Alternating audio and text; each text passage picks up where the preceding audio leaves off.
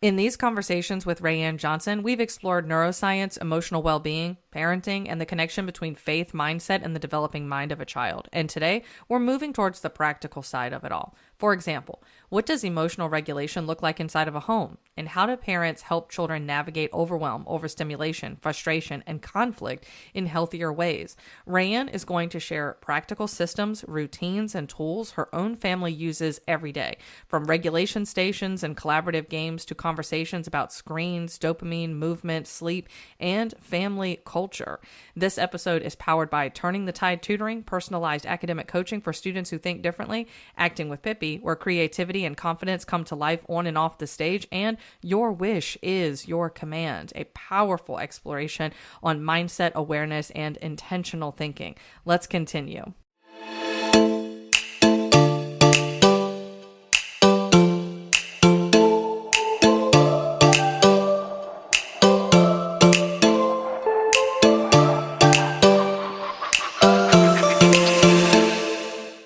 Welcome back to the Gentle Year, guys. We are here with Raeanne Johnson, and she's been stellar, hasn't she?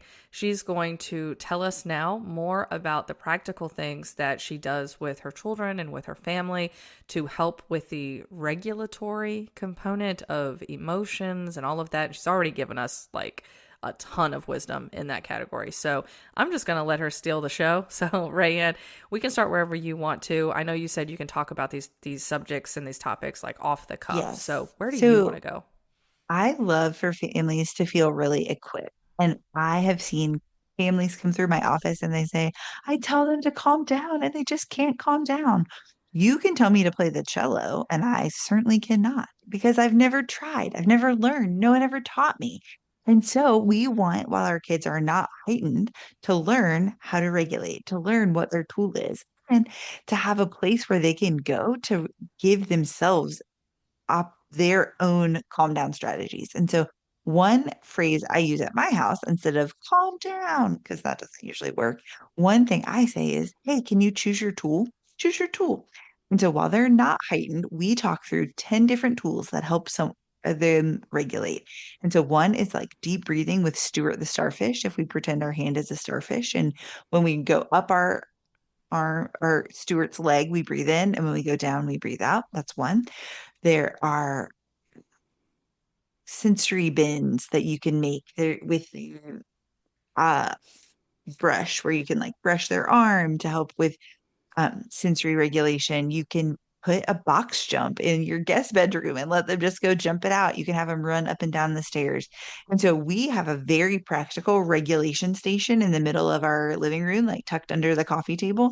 And it's got diffuse cards, like what to do. So give you some options of how to calm down when you're feeling overwhelmed. And then it has all their tools in a central location so they can just help themselves to move their body, to move their mind. I remind my kids all emotions are valid, all behaviors are not. And so you are welcome to be upset.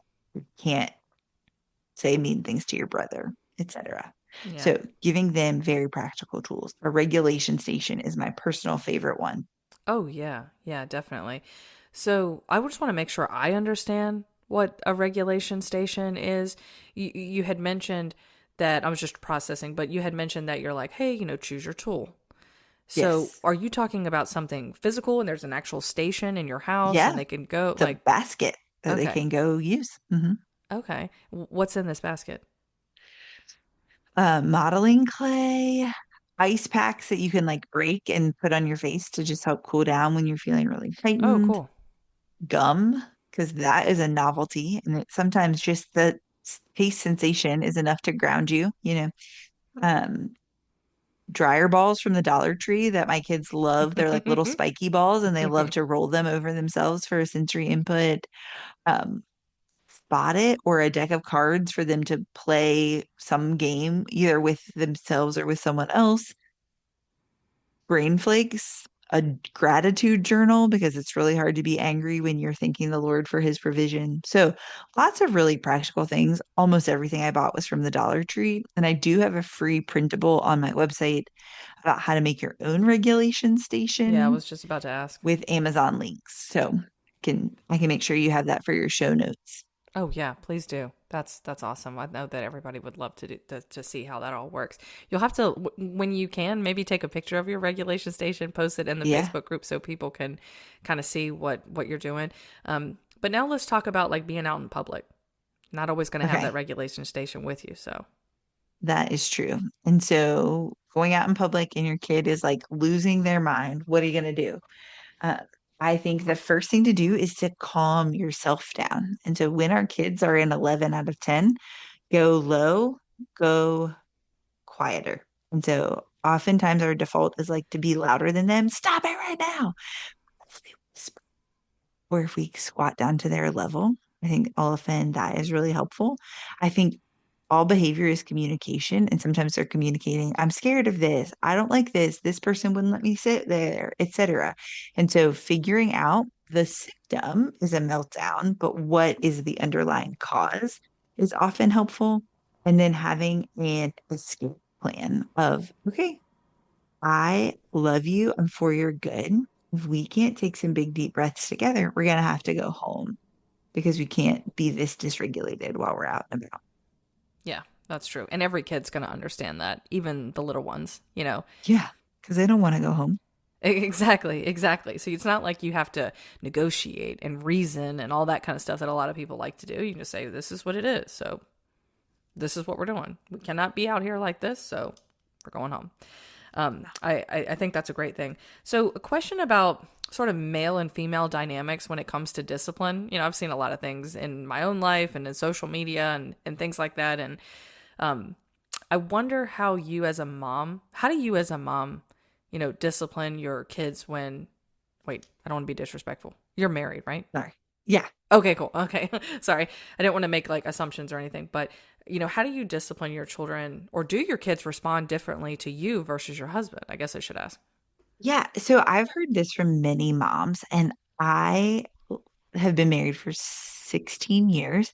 And I remember taking a premarital class and knowing all the things, but there is no such thing as a pre-parenting class. And there really should be Mm-hmm. to figure out what is our lens that we're looking through, what is our goal as parents, like our end result should be that we're all on the same team. We're always on the same team, and the team is for like family unity and positive growth. It's not like me versus my husband. It's my husband and I and the kids versus sin. And so we're all on the same team. And I think I err to the side of leniency, and my husband errs to the side of justice. But understanding his heart, he wants to raise kids that love and obey him so that when they are old, they will continue to love and obey God. And so continuing to teach them and to discipline them, even if that means a punishment, is ultimately because he is discipling them. He's not just disciplining them for the sake of making obedient sinners. He is discipling them in walking with the Lord all the days of their life. And so being able for he and I to be on the same page is really helpful. And kids don't come with gauges. And so sometimes it's just trusting one another.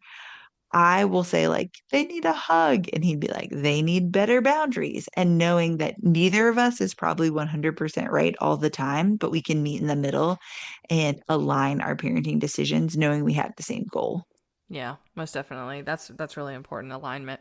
Now, the other thing I wanted to say, just say quickly to the listeners, Rayanne mentioned that pre-parenting classes really aren't, if they do exist, they're not super mainstream. I did want to let you guys know that if you go back in the podcast, The Gentle Year, look for the episode with Nathaniel Turner. His whole podcast episode is a masterclass on parenting and what a pre-parenting class could potentially, I don't want to say what it could look like because it's not like he came to the show and like had a syllabus and like told us about parenting. It wasn't like that. It was him talking about how he raised his child and how he figured it out, and he has sort of a blueprint that might be of Okay. interest to you. So I just wanted to let the listeners know that Nathaniel Turner, go to his episode and definitely tune into that after Rayanne's episode. So Rayanne, you also said this was a really powerful phrase, obedient sinners. that wasn't the objective of No. you or your husband, to create Mm-mm. obedient sinners. What does that mean exactly?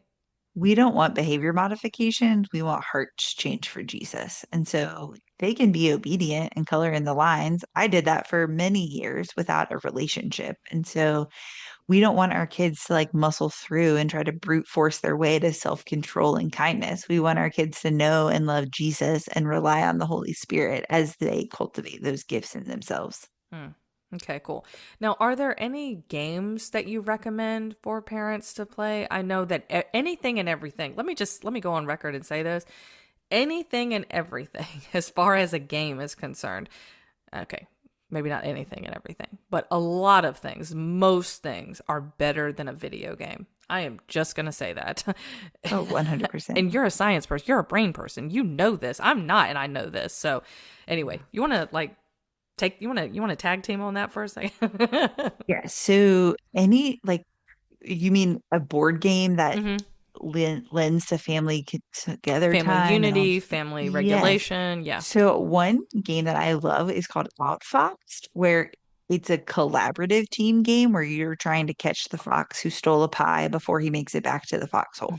And so it's really fun because you guys are all working together. My kids all love chess, which here's what's up. I have 3 kids and a husband. That means I have 4 people that aren't me. Chess is a 2-person game. And so I, on purpose, have not learned how to play chess so that I can read my book while they play. But what Facts. the cool thing about chess is how they are cheering on one another and like talking about strategy and what that looks like. And so I have a soft spot for chess. We love Spot It as a game that we keep it. I have one in my purse at all times because like if we're waiting in line at the doctor's office or we're waiting for something, we bust out Spot It to do it. I'm trying to think. Uno is another Oh great yeah. family collaborative game.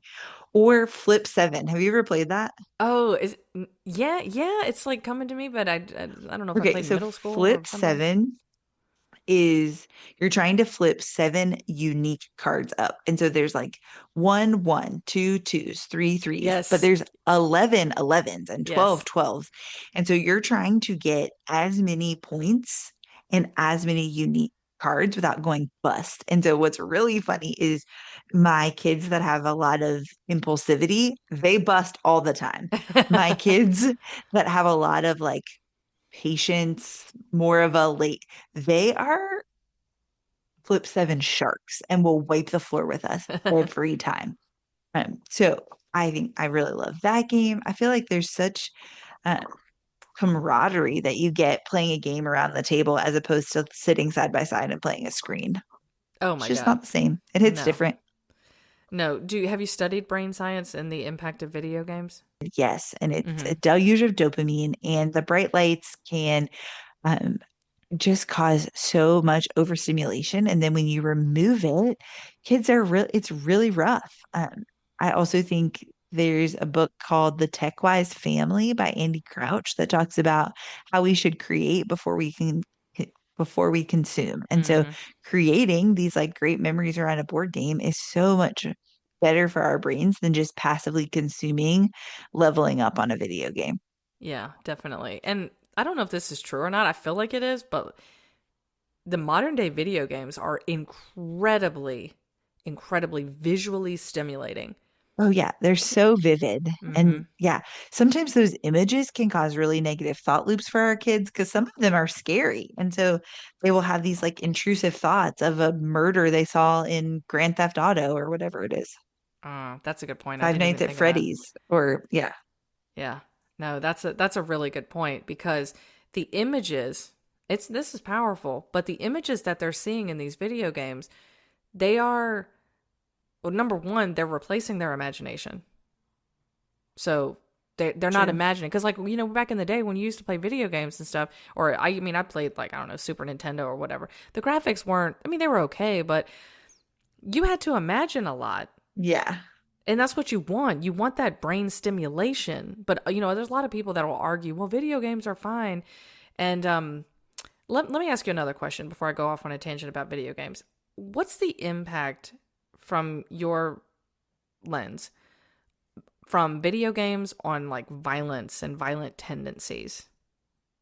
I think video games don't make kids violent, but video games normalize violence such that it decreases our inhibition in conflict resolution. And so everyone's going to have someone in middle school or high school that makes them angry. And video games normalize that we solve that anger with violence. So doesn't that by default make people more violent? It doesn't like lead to violence. They were going to be violent in either way. It just gives them more ideas for ways that that violence could play out. So maybe, yes, I could say that they make them more violent. I mean, because if you think about it, if you were to take all violence out of video games, if you were, okay, and it was all just fun, fun whatever games. Like If Wii bowling. yeah, Nobody's yeah. going to come to blows over Wii bowling. Well, maybe not. I don't know. People have. I've seen some pretty. Not that this is a video game, but I've seen some pretty crazy stuff on Instagram, like for pickleball and people fighting at pickleball courts and stuff. And so I know that's not video People games, do but take their like, pickleball very seriously. yeah, people have fought over less. So, I mean, think about like some of these wars. They start Yeah. over like the dumbest thing. But anyway, it's just interesting to me the video game component on and the violent tendencies, because I think it is easy for people to say, and not to like push back too hard on this, but like people say, oh, video games are innocuous, they don't make people violent. Well, you know what, if you took violence out of the video games and there was They no wouldn't violence in sell. video games, if there was no guns in video games, if there was no knives in video games, if there was none of this in video games, then what's going to happen to the behavior of the people when all of that is gone? And no one has come up with not to me anyway. No one has come up with a satisfying answer to that. But okay, so Raeanne, I just want to give you the last moment here, just to kind of sum up everything. If you were going to take our listeners through a tour through your house and your life, just for a moment, and Ooh. it kind of explain what we would see on a day-to-day basis and kind of how you guys operate as a family. I know you've given us some tidbits on this. Can you just give us the grand tour? Give us the grand tour of La Casa Yeah. de Rayanne. So I love a system. I was on a podcast earlier today and they were talking about what are your systems? And so if you were to come to my house, there would be checklists for everything. My kids are 10, 8, and 7. They do their own laundry. They have their own bedtime routine. They have a checklist in the morning. They take care of the dog. There's systems for everything. There is an early bedtime because I think sleep is really important. There is friction between us and our screen. So we have a TV. It's probably turned on once a week, maybe. More when UVA is playing in the national championship. Wait, But stop. Are you in Virginia? I did my undergrad at UVA. I'm Oh, in North stop. Carolina now. Oh, Yeah. perfect. I'm in Virginia. I'm right near UV. I'm in Charlottesville. Oh, that's awesome. So we watch very little TV. Hmm. There are lots of houseplants because that is my love language. There's also books, a whole board game cabinet.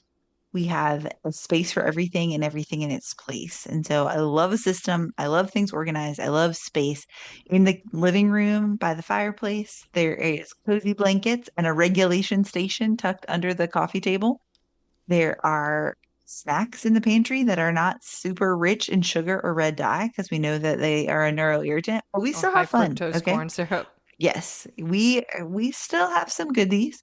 They're just like the better earth or whatever, they're the slightly healthier version because sugar is a neuroirritant and I want my kids to be equipped to have the best version of themselves. There's a gib board for some balance activities, a jump or plyo box for some box jumps in the playroom because they got to move their bodies. And so my house is exactly what I teach other families to do. I prioritize sleep, I minimize screen time, we sweat and move our bodies.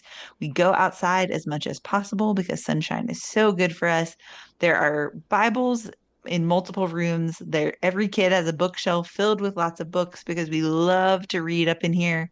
Um, there are Bible verses on the walls. There are clean clothes in their drawers that they did themselves because they are rising to the occasion of completing the task. And then there is positive speech. Like we are really we care a lot about what we say to one another. And so if they say something unkind to their siblings, they have to say three things they love about them to kind of repair that relationship. And so anything else you want to know about Casa de Johnson? I think that's It's awesome. pretty fun. There's usually some Forrest Frank blasting and probably a child running through the house at Yeah. breakneck speeds I'm kind of because that's fascinated how by they the feel. plants. So, Oh, I do plants have an impact on mental health? I have no plants, so. they have an impact on my mental health. They were my COVID coping strategy. And there is some literature about they improve air quality and but I just like them. They make me happy. Hey. And that's how I reward myself for going to the gym is I get another house plant. So Well, I think that's a great way to conclude, Rayanne. Thank you so much for being here on the Gentle Year. And guys, just connect with her. Tell us two more questions. Tell us where we can find you, if you don't mind. yes. At Brainwaves Wellness on Instagram and brainwaveswellness.com. Okay, cool. And then last question. This is something I ask all the guests of the show. And the question is, what do you believe is the most important education that a child could ever receive? I, I think my default answer would be to know that they are loved by a God who doesn't make mistakes, that God made them, that God loves them, that God's for their good.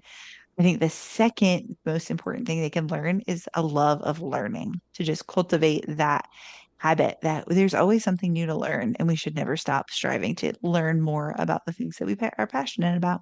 Really cool. Really cool. Hats off to you, Rayanne. Thank you so much for being here. And well, hopefully see you. Maybe you can definitely come back if you ever want to talk to us about homeschooling or anything like that. We would appreciate, any input that you have. And thank you again. Awesome.